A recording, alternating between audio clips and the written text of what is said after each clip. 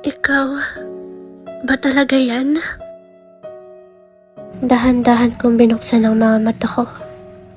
At nagulat ako sa nakita ko. Teka, kwarto ko to dati ah. Bakit ako nandito? At bakit ko narinig ang boses ni Mama? Kung matagal na siyang... Dali-dali akong tumayo. At tumingin ako sa salamin. Anak, Shuta. Totoo ba to? O panaginip lang? Anong...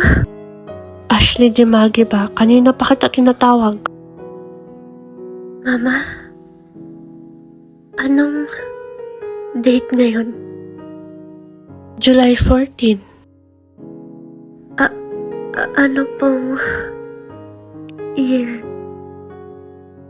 2008. Hay nako.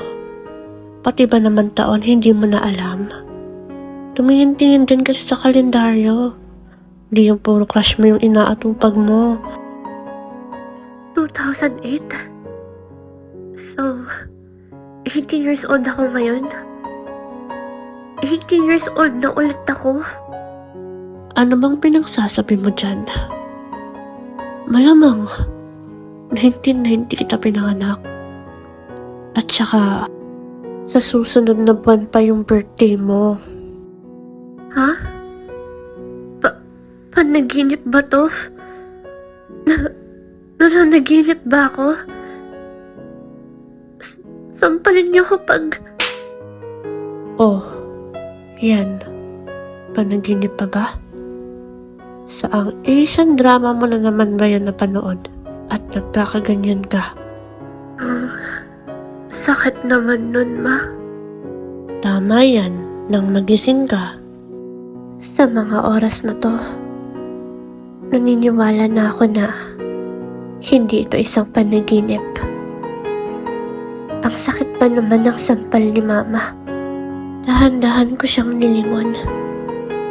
At nung nakita ko siya, hindi maiwasang tumulo yung mga luha ko. Niyakap ko siya ng mahigpit. At doon ako tuluyang umiyak. Oh, bakit? May problema ba? Gustong-gusto kong sabihin kay Mama lahat ng sakit na nararamdaman ko. Pero baka hindi niya ako maintindihan. Since nandito ako sa past. Wala, Ma. Oh, yun naman pala eh.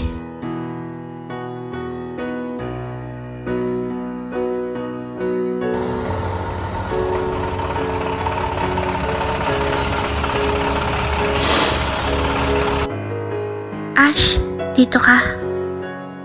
Riza? So, kamusta yung Sabado at Linggo mo? Okay lang naman.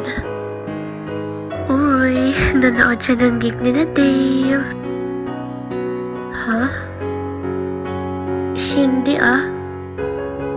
Anong hindi? Sinabi mo nga sa akin yun eh. I mean, hindi ko naaalala.